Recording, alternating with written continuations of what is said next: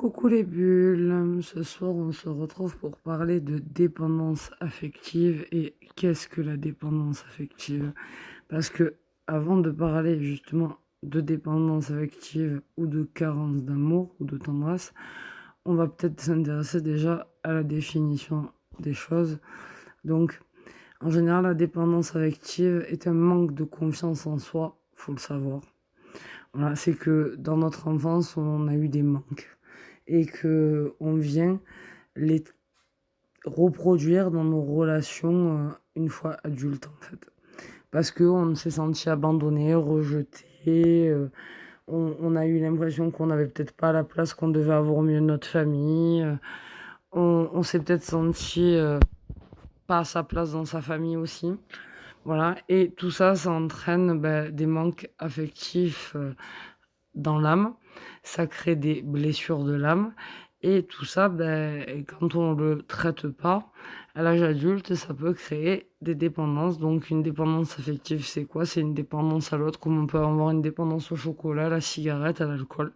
Voilà, donc la dépendance affective se caractérise par un manque de confiance en soi ou un effacement évident face au partenaire amoureux. Donc c'est-à-dire que vous allez vous mettre en couple et quand vous êtes en couple, vous êtes plus vous en fait. Avant d'être en couple, vous êtes vous, donc c'est-à-dire vous êtes une personne entière avec vos goûts, vos envies, vos principes, vos valeurs.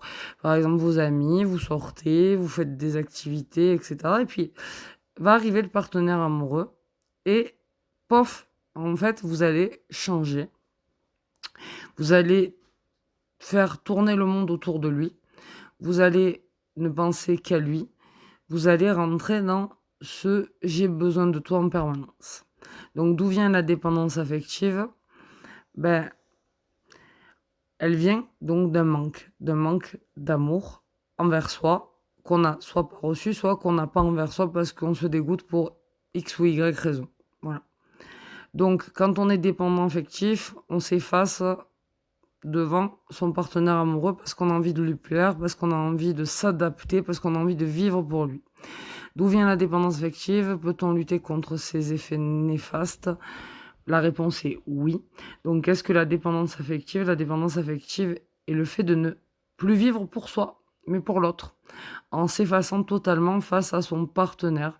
Donc, c'est l'autre qui va décider, par exemple, comment vous habillez, comment vous vous maquillez pour les femmes, pour les hommes, si vous avez le droit d'aller ou pas, voir votre mère ou voir vos amis ou sortir ou voilà, on va être dans, un côté aussi, projection du troisième œil parce que on va imaginer des choses que l'autre ne fait peut-être pas, mais on va imaginer que, l'autre est infidèle, que quand il est pas avec nous, il fait des choses contre nous ou que finalement il aura peut-être l'occasion d'aller voir ailleurs, donc il va y aller forcément. Tout ça parce qu'on manque de confiance en nous et qu'on s'accorde pas de valeurs propres et que souvent, limite, on se dit: «Waouh, j'ai de la chance qu'il ait posé les yeux ou qu'elle ait posé les yeux sur moi, mais quel miracle!» Mais non, mais donnez-vous de la valeur à un moment donné parce que l'amour, c'est pas ça. Donc, en s'effaçant totalement face à son partenaire, le dépendant affectif sombre peu à peu dans la passivité. Donc, si l'autre aime la moto et que vous aimez l'art, vous irez plutôt à des salons de moto que d'aller voir une expo. Parce que vous allez vouloir absolument attirer l'amour de l'autre.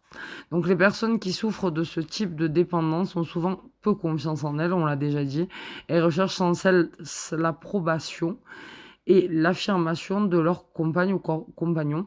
Donc c'est-à-dire que vous attendez le «c'est bien» comme un enfant. C'est bien ce que tu as fait, c'est bien ce que tu as dit, c'est bien comme tu es habillé, c'est bien tu me plais, et ainsi de suite.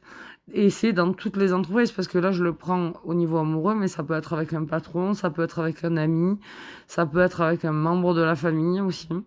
Donc voilà.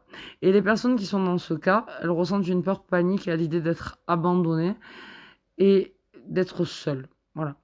Donc, elles vivent la relation amoureuse comme un combat de tous les jours parce que tous les jours, il faut reconquérir l'autre parce que si jamais on lui plaît plus, il va partir, il va nous abandonner et on va se sentir rejeté, on va se sentir seul et pour nous, ça, c'est inacceptable. Quand on est dépendant affectif, c'est comme ça qu'on envoie le signe. D'où vient la dépendance affective? La plupart des dépendants affectifs trouvent l'origine de leurs problèmes dans leur enfance.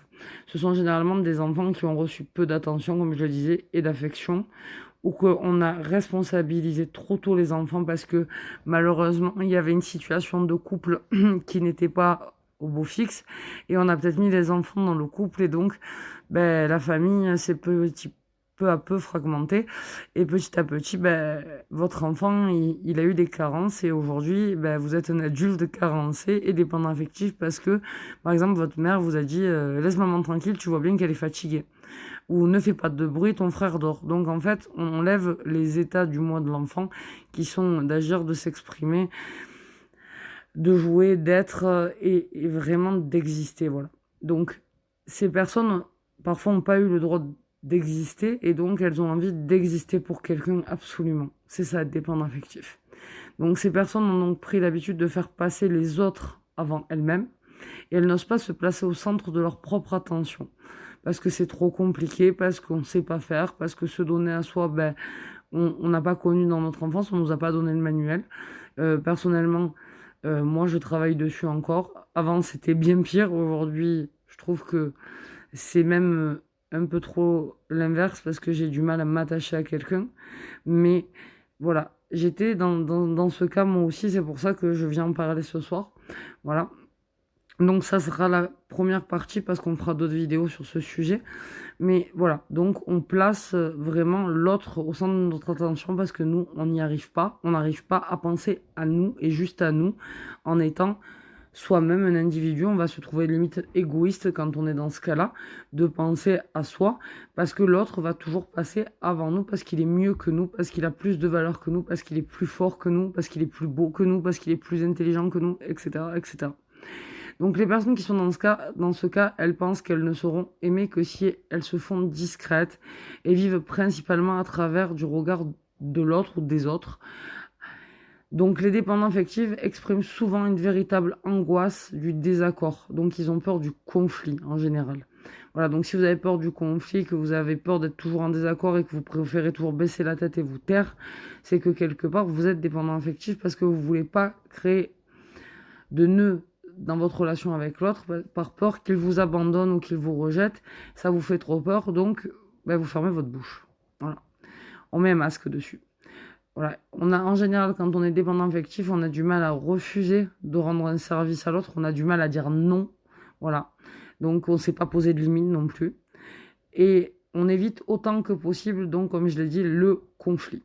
Voilà. En général, le comportement est pourtant souvent à l'origine, puisque contre notre gré, on va accepter des choses qui ne nous correspondent pas, donc on va contre nous, mais on y va pour l'autre, par amour pour l'autre, parce que on est dans la dévotion.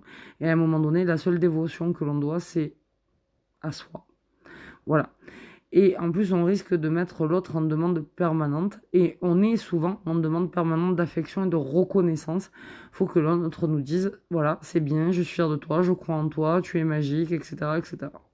Et au final, les dépendants affectifs ignorent ce dont ils ont réellement besoin et ne parviennent pas à l'exprimer parce que ils vivent à travers les autres. Donc, leurs désirs, ils ne les comprennent pas, et leurs angoisses en général, ils ne les comprennent pas non plus parce que ils n'ont pas le temps de se centrer sur eux puisqu'ils sont sur l'autre. Voilà. Donc quand on est en couple et qu'on est dépendant affectif, il faut déjà savoir faire comment faire la différence entre la passion amoureuse et la dépendance affective. C'est pas toujours évident de comprendre où se trouve la limite. Voilà, en couple, le dépendant affectif est en attente permanente. Il n'est jamais satisfait de ce que son partenaire lui donne. Il a toujours besoin de plus. Voilà, peu importe les efforts que vous ferez pour ce dernier, le dépendant attend en effet de recevoir autant qu'il donne, mais ce besoin n'est jamais assouvi parce que c'est un mal-être psychologique, c'est un mal-être de l'âme. Donc, vous pouvez donner autant d'amour que vous voulez, la personne vous en demandera toujours plus ou vous en demanderez toujours plus à la personne parce que vous n'êtes jamais rassasié parce que vous en avez tellement manqué qu'il faudrait une cascade et la personne à un moment donné, elle va s'épuiser, faut pas se mentir. Donc on peut se montrer extrêmement jaloux aussi ou demander une attention particulière à son partenaire à tout moment. Par exemple, il est occupé, on va aller le solliciter en lui disant là t'arrêtes tout et tu t'occupes de moi. Mais non, parce qu'à un moment donné, l'autre a besoin d'avoir son jardin secret, il a besoin de se comprendre, d'avoir des moments pour lui pour vivre sa solitude et sa compréhension des choses. Il a besoin de s'exprimer, de prendre du temps pour lui, d'aller voir ses amis, sa famille. Et c'est pas pour ça qu'il ne vous aime pas. Voilà. Donc c'est difficile en effet de passer au second plan lorsque l'on souffre d'une dépendance affective, car chaque absence de l'être aimé est vécue comme une souffrance extrême. Donc si voilà, votre compagnon vous manque au bout de 3 jours, c'est normal. Par contre, si au bout de 30 minutes vous êtes déjà en manque, c'est qu'il y a un souci. Voilà, un exemple. Hein. Voilà. Donc si vous êtes en souffrance extrême, dès que vous ne voyez pas votre partenaire de 10 minutes, c'est qu'effectivement, par exemple, il y a un problème. Voilà. Donc le seul fait d'imaginer que son partenaire puisse s'amuser et prendre du plaisir sans nous, ça nous semble insurmontable. Dans ce genre de cas, le dépendant affectif peut se montrer même désagréable, voire méchant, du style, je donne un exemple, votre mari, il va voir sa meilleure amie, et vous allez lui dire, ah ouais, c'est parce que tu as une aventure avec, hein, c'est pour ça que tu vas la voir. Voilà, hein, parce qu'en fait, t'en as marre de moi.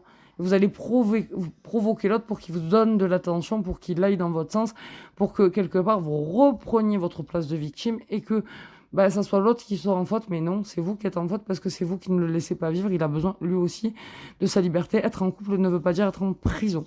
Et c'est souvent ce qui déroute, en fait, le partenaire et le fait fuir.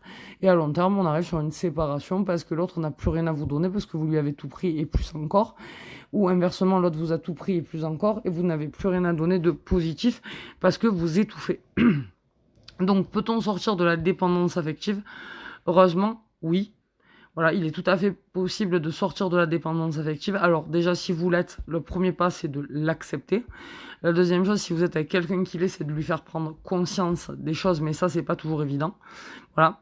Il convient toutefois de noter que la plupart de ceux qui en sont victimes n'ont pas conscience de cet état. Voilà. Et en général, on croit qu'on a juste trop d'amour à donner ou qu'on a vraiment envie de profiter de l'autre, alors qu'en fait, non, on est dans la dépendance à ce moment-là. C'est souvent lors d'une consultation chez un psychologue, chez un thérapeute, par exemple en analyse transactionnelle, ou chez un psychiatre, qu'on va comprendre que effectivement on a un handicap sentimental et que c'est pas normal en fait de vouloir être tout le temps en fusion avec son compagnon ou sa compagne ou la personne qu'on aura choisie pour être codépendante de nous en fait.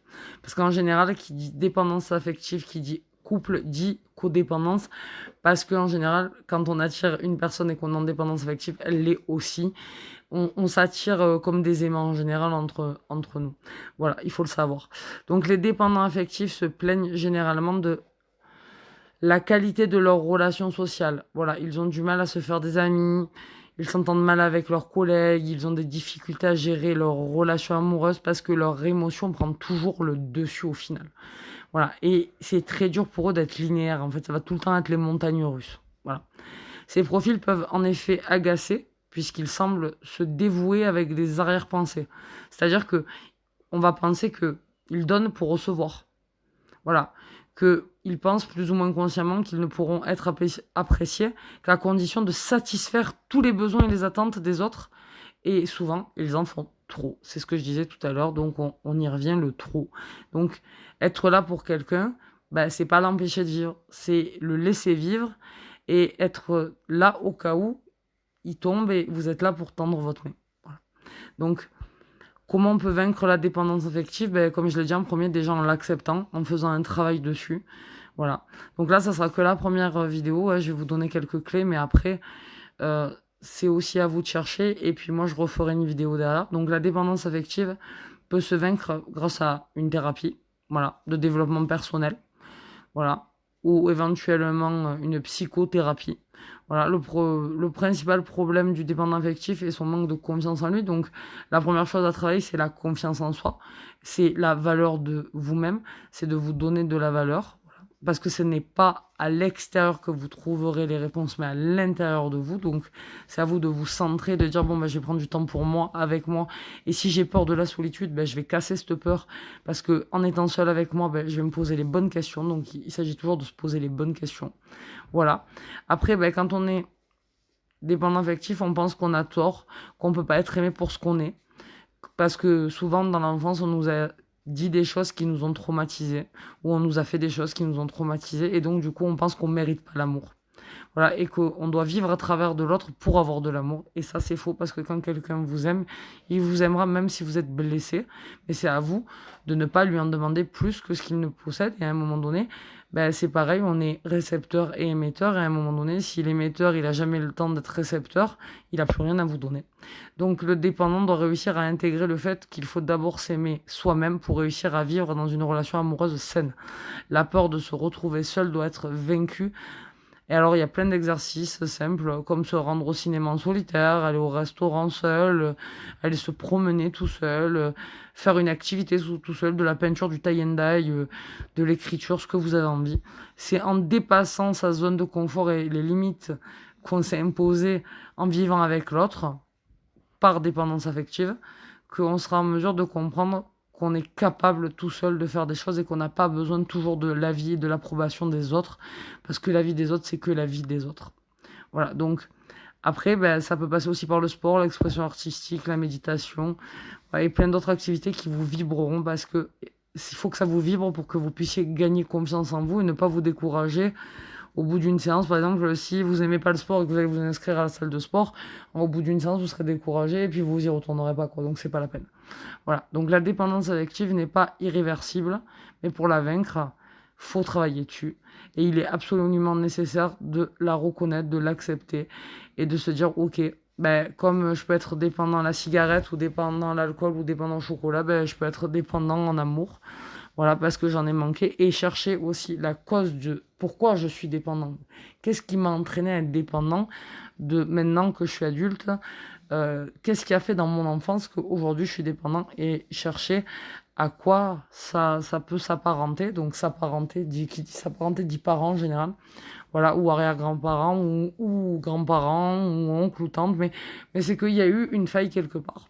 Voilà, et donc un dépendant affectif qui refuse de se qualifier en tant que tel ne pourra pas vivre sereinement, parce que le trouble sera toujours là, et malgré la bonne volonté de ses proches, il n'arrivera pas à s'en sortir. Donc voilà, c'est la fin de cette première vidéo où on a vu ce que c'était un dépendant affectif. Et la première clé que je vous donne, c'est d'abord, de vous exercer à vous séparer un peu de l'autre pour apprendre à faire des choses par vous-même et vous prouver que vous êtes capable. La deuxième, de vous faire confiance. La troisième, de vous écouter. Et la quatrième, de tomber les gens de leur piédestal, parce qu'on est tous égaux. Et à un moment donné, on est tous libres. Donc n'oubliez pas de laisser l'autre respirer pour mieux revenir vers vous, parce qu'à un moment donné, sinon il n'aura plus rien à partager avec vous. Et donc vous serez dans un cercle vicieux, dans une relation toxique. Donc d'ailleurs, si vous n'avez pas vu la vidéo sur les relations toxiques, je vous invite à la regarder, parce que en général, qui dit dépendance affective dit relation toxique, mais pas toujours, mais à 90% du temps. Voilà, donc pour une séance de ce genre, n'hésitez pas à me contacter et à me retrouver sur Relaxation et Sourire, sur Facebook, sur Instagram, sur LinkedIn, sur Google Business.